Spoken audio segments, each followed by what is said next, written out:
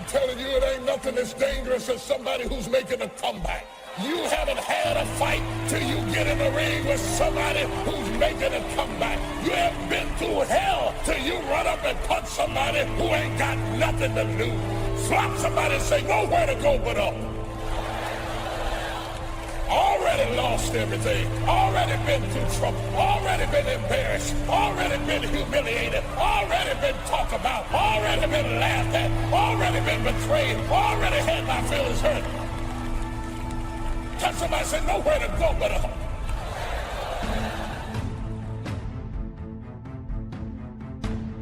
You can start to make a new stretch today. You can sign up for some new classes today. You can start engaging in constructive thinking today. You can make some life-changing decisions today. See, you don't ever have to be the same again, only by choice.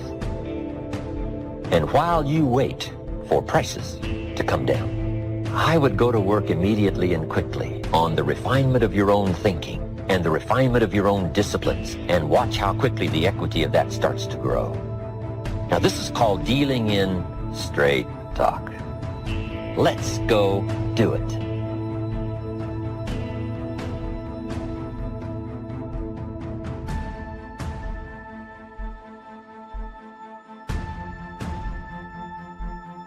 What's the first thing they say when you get on an airplane before they take off? Fasten your seatbelt. Why? Because you will experience some turbulence before you reach a comfortable altitude. The only way to get unstuck is that you need something stronger, something greater, pulling the thing that is stuck. Because there's some people today that you're single and you feel like you're stuck. You feel like you're at a halt. You don't feel like you can progress in life. You don't have to be popular to be powerful. I ended up going to dinner with, becoming friends with, eating with, fellowshipping with people who started out hating me. I had the capacity to withstand their hatred and the capacity to embrace their friendship. I understood that time defines you. Some people will understand you later. I didn't have the help I needed. I didn't have the money to do what I was doing. I didn't know anybody. But I knew one thing. I'm not in this thing by myself. It's not about perfection, it's about progression. But some of you right now, you've got it in your mind. The only way I can progress is if I get a partner. Oh, but friend, you need something bigger than a partner to pull you out of this season where you feel like you're stuck. Guess what you need? You don't need a partner, you need a God-given purpose.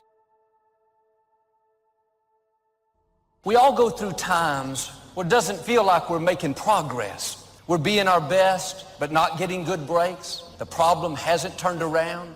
When we're not getting our way, we're doing the right thing, but we're being overlooked. Our friend got married, but we're still single. We're working harder than our coworker, but they got the promotion. We feel overlooked, undervalued, forgotten. These times of isolation where you're not being celebrated are extremely valuable. Nothing may be changing on the outside, but something's happening on the inside. Your character is being developed. You're learning to not depend on people. You're gaining experience, maturity, strength that you'll need to go where God is taking you. This is what I found out being a professional alone person. It's okay to be alone. I get over 1,000 messages every single day. And a lot of people write to me saying, Ralph, I just can't seem to find anybody I can get on with. And I don't like it. It's okay to be alone. The reason why a lot of people experience a lot of loneliness is because they are in resistance to being alone.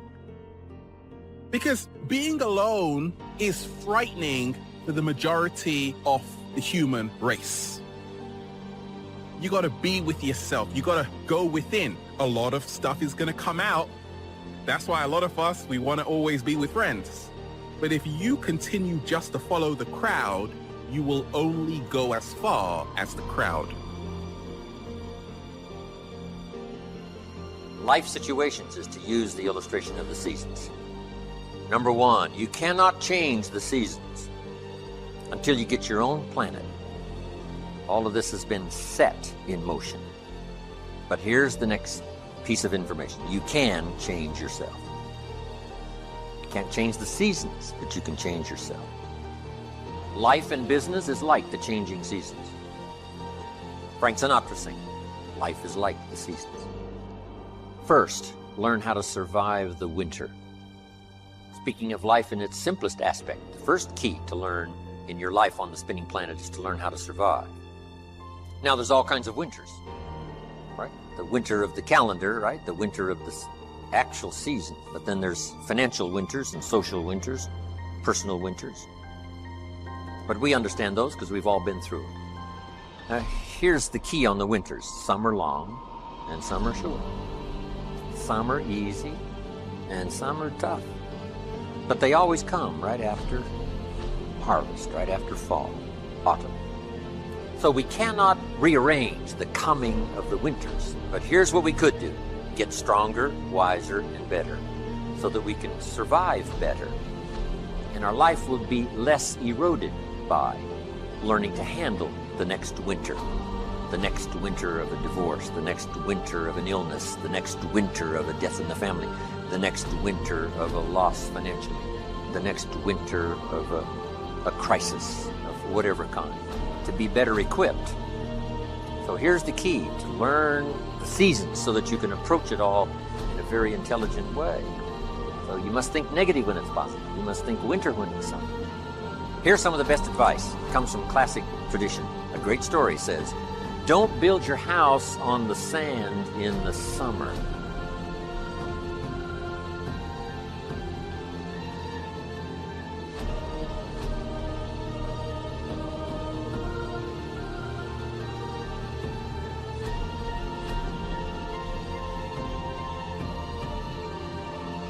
You must not be faked out when it's nice. You must think storm in the summer and not get faked out. And if you think storm, now you'll look for a rock on which to build your house. Now you're going to be safe. So you can't think nice when it's nice. You got to think storm when it's nice. The seasons are going to come and change. And if you're not educated to that degree, now you suffer a great loss. Now here's the next philosophy. The time to think positive is when it's negative. Why? Because the negative won't last long. How long is the winter? Isn't that long? Just hang on. It's not going to take that long. How long is the night? It's only a few hours. There's never been a double night. Couldn't you make it a few more hours? And the story says, yes, the night just can't last for. Sometimes it seems like it's going to last forever. And when you have insomnia, right, it seems like the night will never pass. But I'm telling you, sure enough, it will pass. So learn to think day when it's night. And then you must learn to think night when it's day. So you had to get it going, get it in before the night came. So this is a good idea now. Learn to think negative when it's positive. Learn to think storm when there is no storm. Learn to think winter in the summer. But then we must learn to think summer in the winter. We can make it through a few more hours, right? A few more days. It won't be that long. Hang in here. The spring will surely come. So the winters of life, learn to express those to other people, help them understand that as well as to try to understand it yourself. Now here's the next season, the spring.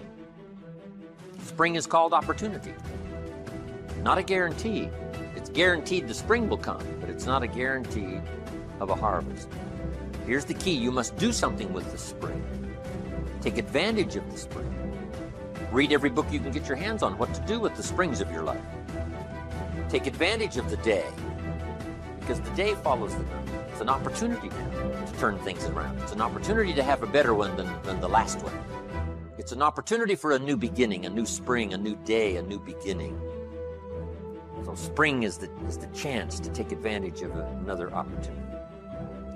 Now, here's what you must do in the spring. It's a very short season usually. You must hurry. You wouldn't ask a farmer to go bowling in the spring. He hasn't got time. Why? The season is too short. The planting season is too short. You've got to get it done fairly quickly. Now, we call spring a window of opportunity. If you have a chance to talk to someone, the window's open. It may not stay open very long, so take advantage. Don't hesitate. Meet a new friend. Talk to somebody while the window's open.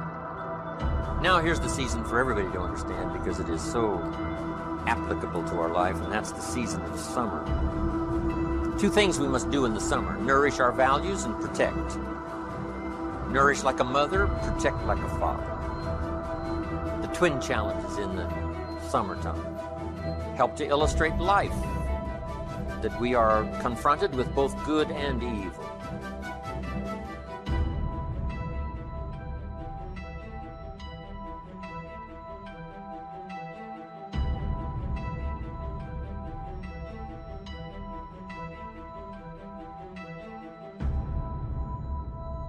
When you're at the top, when you're an owner or you're the leader, there's times where you have to do things by yourself. There's no doubt about that. And if you have a problem with that, you're going to have a problem being in a leadership position. Because there's things that you have to do as a leader. You have to lead from the front. You have to work harder. You have to do extra. And if you're not, that's not good. And if you're working harder, there's going to be times when you're not with anyone else. And you have to be okay with that.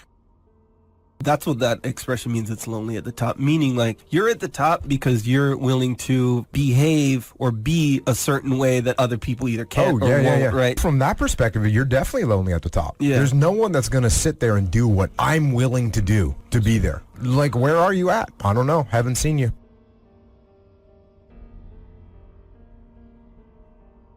If you want any value at all, come harvest. You gotta press, you gotta be bold. The high life is not for the timid and the shy. Some people mistake timidity for humility. Humility is a virtue. Timidity is a disease. Humility is almost godlike word. A sense of awe, a sense of wonder, a sense of understanding the distance in worth, an awareness of the human soul, the spirit, something unique about the human drama versus the rest of life. A grasp of the distance between us and the stars, and yet having the feeling that we're part of the stars. It's okay to dream, but we must not just...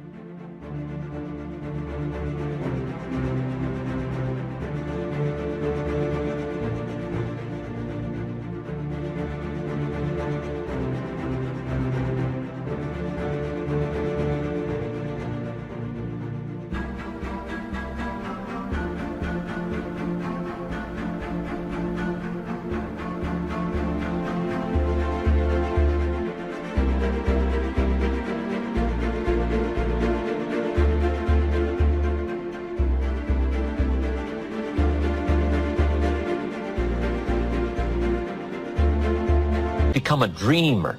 Be proud but not arrogant. It takes pride to win the day. It takes pride in company, opportunity. It takes pride in group, organization.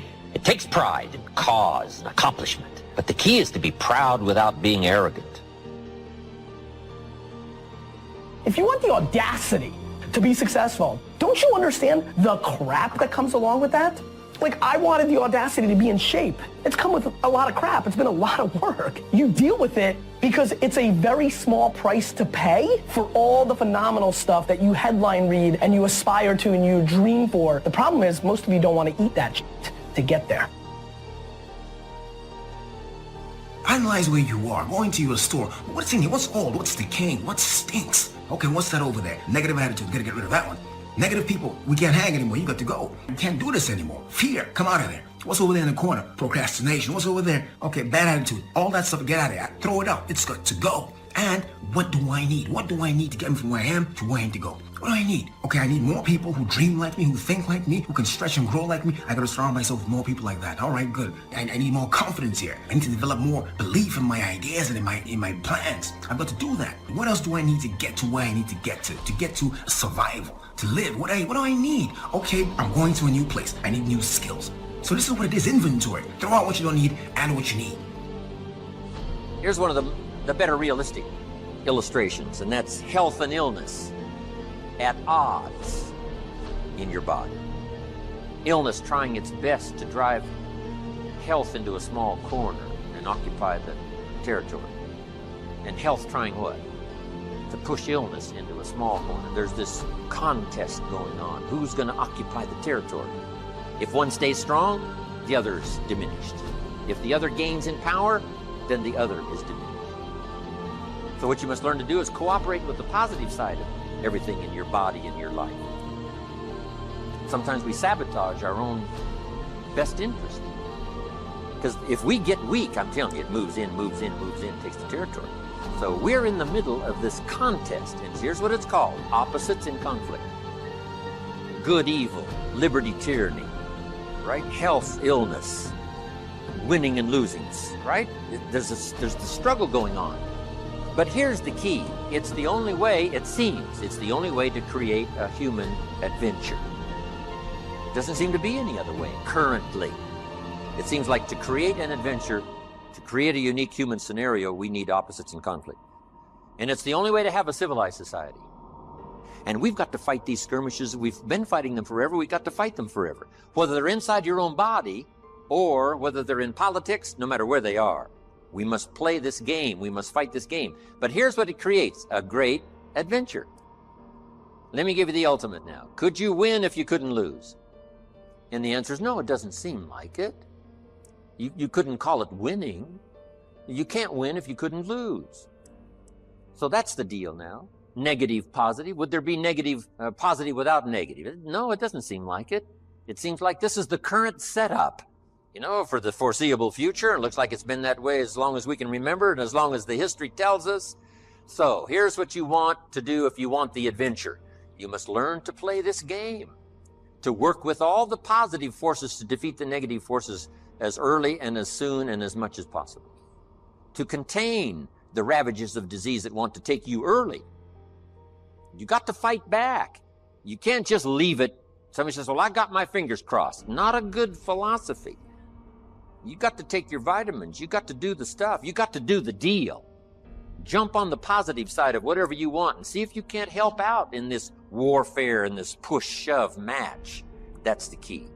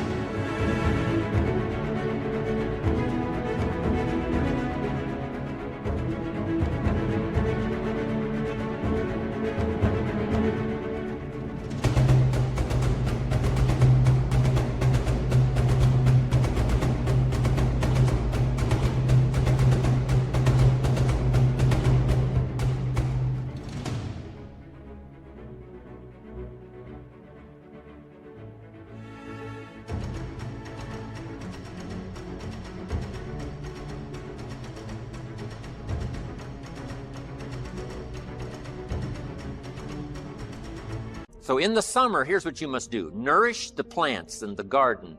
Nourish your values like a mother. Give life. Whatever you start now, you must nourishment and give it life. Don't neglect a new life if you've started a new life. What if you said to a brand new mother, where is your baby? She says, I have no idea. You would say, no, that isn't right.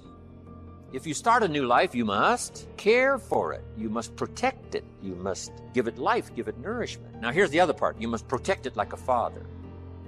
That's why the old wise man said, we must learn to love and hate.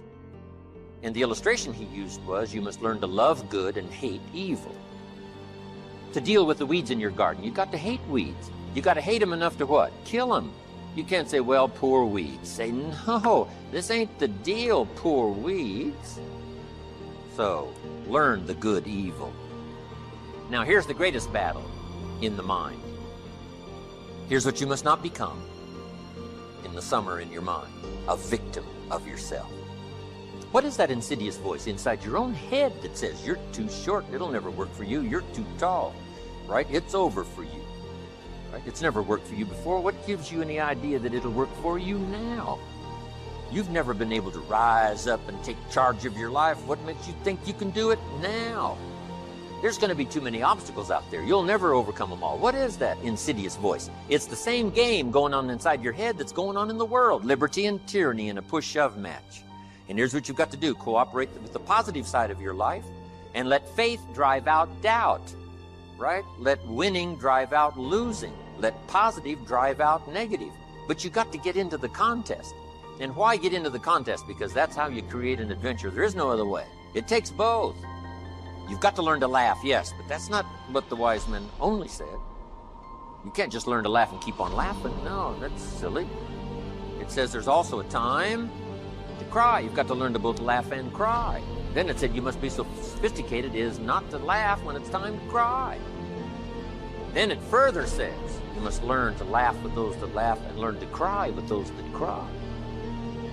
That now gives you an understanding of what life is all about.